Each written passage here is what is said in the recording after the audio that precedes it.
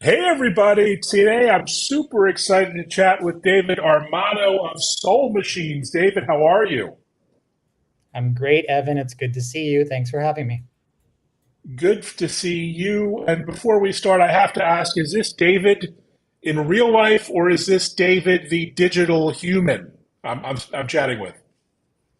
We would call them digital twins, Okay. but you are speaking to the original, not the AI avatar connected to a large language model version of myself. Not yet, but by the end of this, we're going to learn all about that. So, how do you describe Soul Machines to folks? And what is the big idea behind Soul Machines and your mission these days? Oh, that's a great big question. I mean, simply put, we are a AI avatar, CGI AI avatar company. Perfect, great visual aid. What's really unique about us is the level of detail, and we have a number of patents that our avatars work on. So, for example, one of them is autonomous animation, Mm, and that's basically when you do connect one of our digital people to a large language model, or you go about actually sort of creating the conversational AI, which was how we used to do things before the advent of large language models. Either way, you create and you build them. All of the animation, there's no rendering. With CGI, traditionally mm. you render something and then you export it to video. There's none of that. The animation just happens autonomously as the avatar is speaking, connected to the large language model. The avatar can also see you if you have your camera turned on and Wow. can recognize certain emotions. So if you are constantly frowning, it may tilt its head because it could actually see that and it could express concern. They could express concern. If you're smiling a lot, the avatar will smile back. So it has a lot of these details built into it that no other sort of avatar company has. They're also the fact that they are interactive and you can interact with them in on a web browser, on a mobile phone, on a number of different digital media. Um, is also something that I think we do best. So that is in short what we are. Think about it as sort of a next generation chatbot. We don't even like to use the phrase chatbot. It's sort of an immersive chatbot in sorts. Well, we've learned to hate chatbots, so that's probably a good idea to move beyond them. But and what is a digital DNA studio? So, how do you create Yeah, these AI avatars? Give us a walkthrough. yeah. So great question. So our company was actually originally founded by Mark Cigar and Greg Cross, and uh, Mark especially had the background. He actually did a lot of the computer graphics in film features like Avatar. And when we were founded around 7 years ago, the big idea was, what if we took some of that Hollywood magic, that CGI, Mm, and made it interactive? And these were the early days of conversational AI. And so our first iterations of these avatars were actually crafted not using software that anybody could actually use. It was us creating the avatars and then making them accessible to natural language processing, all the different IBMs, Microsofts, you name it, could plug into it. But now with Digital DNA Studio, anyone can do that. Anyone who's using that software tool can actually create one from a preset of avatars or design one from scratch. Basically select your eye shape, hair color, gender, clothing, you name it, customize all of that. So that's all done within the software. That's what Digital DNA Studio is. It's the software interface that allows you to create digital people, our digital people. amazing. Well, I'm going to get right on that after this call. But talk about beyond the just delight and fun of creating these avatars, and it looks a blast. I mean, what are some of the use cases? What's some of the innovation that people are doing both in the consumer side of business as well as enterprise, where I live and play? Yep. Yep. So there's a few that are out there that you can access. So the World Health Organization uses one called Florence. They actually liked her so much they now have Florence 2.0. She actually is on part of the website, and designed to help walk people through who want to stop smoking. Mm. And we actually did some really interesting studies around this and found that people were willing to talk to her, even more willing to talk to her than an actual person, because they know it's not an actual person and they feel like they're not going to be judged in the process. One of the cooler things about Florence 2.0 is that she speaks over 6 languages. And that's where Mm. you can get scale, right? That's where, if you had to do these with live people, you couldn't scale to that degree. Supporting 7, 8, 9, 10 languages would be very complex. That is built into our product. She's had some great results. There's a survey mechanism at the end of that, and 70% actually of the people that went through that program agreed to make a plan using Florence, a smoking cessation plan, and almost 90% told the World Health Organization that they would actually use Florence for another smoking cessation program. So we got some good results from that. We've worked with companies like Morningstar that actually their CEO wheeled out one of our digital people when they did their annual review, and this is really exciting. They actually created their own enterprise large language model. So Cool. a large language model that's specifically built on proprietary Morningstar data, and they connected our digital person on the front end. So what our digital people are essentially is it's an experience layer technology. Mm. It's instead of using a chat interface or a chatbot interface, you can basically connect your proprietary large language model to one of our digital people. So they created one and they called him Mo. And then basically the CEO got on stage and started asking questions, and Mo was able to act as sort of a virtual agent and talk to the CEO and retrieve specific information that from Morningstar, but do it in a conversational way. Brilliant approach. So you've been at Soulmachines, this digital people business for some time, and then along came ChatGPT and other large language models. That must have been like turbo fuel for creating more engaging digital people. This must have been quite an interesting ride the last year. Absolutely. Absolutely. 100%, Evan. As I mentioned briefly, we were using conversational AI techniques, and then we were one of the first to actually have access to OpenAI's, Mm. to access their platform, and to do so in a way where we could connect our digital people to the API. So we were one of the beta testers of their API, and very rapidly and quickly develop what we call a skill, which is the way that we're able to tap into OpenAI's ChatGPT. But we can connect into any large language model. That's something that we built a shortcut for in using the skill. So if you were looking on our website, if you were to pull up Nova, who is sort of Soulmachines' brand ambassador, she is Mm. connected to a combination of ChatGPT, but we refined through additional prompting. So if you ask questions about Soulmachine, we've actually also uploaded additional prompts. So she has that sort of custom tailored guidance. And what that large language model revolution, that game changer did was you couldn't talk to someone like a digital person or a chatbot about any topic until large language models enter the scene. That's the brilliance of things like GPT-3, GPT-4, is you can talk about whatever information it has sucked up off the web, which is virtually any topic you can imagine. That is phenomenal. And like any innovative new emerging tech like yours, there are all these wonderful positive use cases, and of course the bad actors get involved and misuse it or abuse it for nefarious purposes. How do you ensure sort of ethical use in different industries and different use cases, or is this something that we're going to see whether we like it or not? It's a great question. We have established policy that's accessible. We have Mark Cigar is on a number of boards.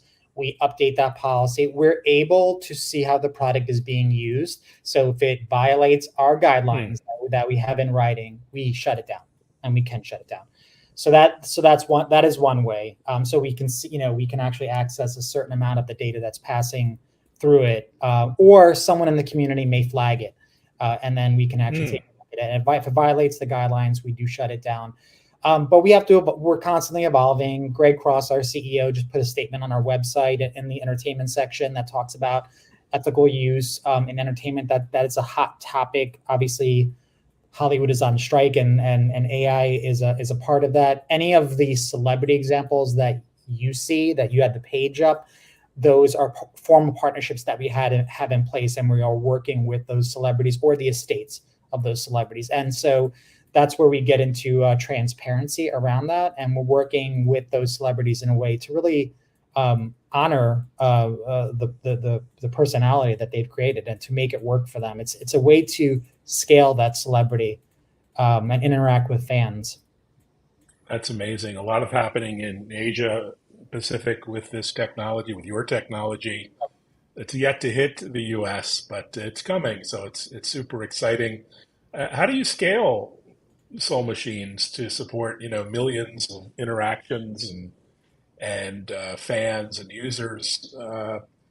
You must have a lot going on in the back end of the platform to support this in the Yeah, cloud or otherwise. yeah, really, it depends. I mean, the thing that is, we have, you could be sort of a small business owner and use the technology. Mm, And if you need support, we have a ticket system. We do have some larger enterprise customers that do get a bit more white glove service, and sometimes say like, mm. hey, we need a custom clothing item made, and that may not be built into the systems, or maybe there's a feature they need help with, or we're creating a custom avatar with them, so they'll get that sort of enterprise grade level of support. So it's somewhere between that spectrum that support is given, and our model's sort of evolving in real time, so it's pretty fluid. I bet. But today I see I could go in here and I'm going to try this and create a basic digital human. Uh, so this is really available to all comers, large enterprise, obviously, to folks who just want to build their own personal bot. Uh, Yep. Yep. And you'll get very limited features. I think with that mhm. 39, I'm not even sure if you can actually export, but you'll be able to kick the tires and understand it, right? And then there are ways that you can upgrade. And that is actually a fairly new development. That's one of the things that we put in place, and one of the initiatives that I've worked on at Mm, Soulmachines to actually get the new pricing out. It's been out, I think, since around February or March is when we went live with this. We actually had fewer packages in the market, and we're constantly evolving. So that's actually something that's been sort of a newer development. It was partially inspired by some of the larger customers, who sometimes do just want to experiment, and they have their mm. own, what we would call creators. These are people working at any size organization or enterprise who might be a creative person or a UX person or just someone who's dabbling in all things AI. It gives them the opportunity to start small and experiment. That's fantastic. So you must have some amazing developers and innovators and engineers behind the scenes. Who are your colleagues there? Where are they? What kind of work are they Yeah, doing? It must be quite a multidisciplinary effort to get an avatar or sure. digital human out to market. Engineers, heads of product, CGI artists, combination of all of Mm, the above. We do have our US headquarters, but we also have a lot of that talent in New Zealand where the company was originally founded. So there's a good chunk of them are based in New Zealand. that's fantastic. But What a, what a, we have everyone across the world. Our head of product is based out of the UK, and he's a brilliant guy and really knows his stuff. I bet. So this is so rapidly evolving. I could ask about the future, but like, what's next? Even the few months, the next year, you must have so much on your roadmap, so many requests to do different kinds of digital humans and different incarnations and platforms. What can you share about the pipeline or the outlook or roadmap or what have you? Yes. So um, we recently launched on our celebrity side. Um, sorry, I'm drawing. K-pop star Mark Twain. That's been a recent development. Oh Where wow! Well, I bet that's gone viral, like right away. Yeah, yeah, K-pop is. We saw quite a lot of traffic to our website, and it was really interesting just to see how his fans engage. And yeah, I think one of your questions that you sent ahead of time was sort of the how do you address the kind of uncanny valley aspect of it. Yeah, That's something that we believe will come with time as people. There's all sorts of different avatar technologies out there, from deep fakes to CGI, right? That's a bit of a spectrum, but it's so new what's happening, that it is evolving. Um, so in terms of roadmap, we have backgrounds coming in the product. We're starting to focus more on the kinds of roles that you can actually do sort of right out of the box. The way that some of our customers are actually using them, and we have some more celebrities that are going to be coming out very soon. I bet. Well, that's phenomenal. Um, Now you're down in San Antonio. The summer's, luckily for you, is winding down. I bet it's a little hot down south. What are you looking forward to over the next few weeks? Do you guys go to events and trade shows and the usual kind of get-togethers in person, or do Yes. you send your digital humans in to do that for you? Oh, that's the dream right there. I, I would like to have a digital twin that can just pop up and either show up on a screen and just do these things. Trying to figure out if we're going to show up at the brand innovators. We have an opportunity there, but Mhm. looking into who can do that and who can schedule that. That's on the near term radar. Outside of that, TBD. So, have you created avatars for your friends and family? What's been their reaction? I can't wait to get started with mine because just for kicks and Well, giggles, it would be a blast. So the thing about our avatars and the way that our product works, and we have to remember, is it's not deepfake technology. So if you wanted to Yeah, create an avatar that looked like you, you'd have to start from scratch. It could take a right. very long time. Probably wouldn't look exactly like you. When we do our digital twins for celebrity, that's actually a different part of the business. That's I really see. they do all the scans and they do it right. That's why if you look at Mark Twain or digital mellow that you had up, Carmelo Anthony, they look so much like them because they were actually scanned in. Like we were working with those. So Got if you it. wanted to do one of yourself, that's not something that you can kind of flip a switch and do today, a CGI version of yourself. But who knows what tomorrow brings? Yeah, I imagine with things like Apple Vision Pro and LiDAR and other technologies on the roadmap. I mean, this is probably coming from you and others like Apple in a very short number of years. And on the enterprise side, I mean, this is an obvious no-brainer for most folks to have on their website or various web properties. You're getting a lot of inquiry from the enterprise and replacing those horrible IVRs It's and, starting to and happen. chatbots. Uh-huh. We just had an implementation with the Canadian Automotive Association. On Oh, our wow. website, there was a smaller version of Nova that you could interact with that um, it can expand, but it looks more, again, chatbot like. They're using that in their business. And so, yeah, it's starting to happen. Again, there's a lot that are experimenting behind the scenes. Yeah, these enterprises that they have centers of excellence, right? AI centers of Mm. excellence, and this is not a totally new area in these organizations. So we can't talk about those, but we're definitely getting those inquiries in, and a lot that are being experimented with behind the scenes.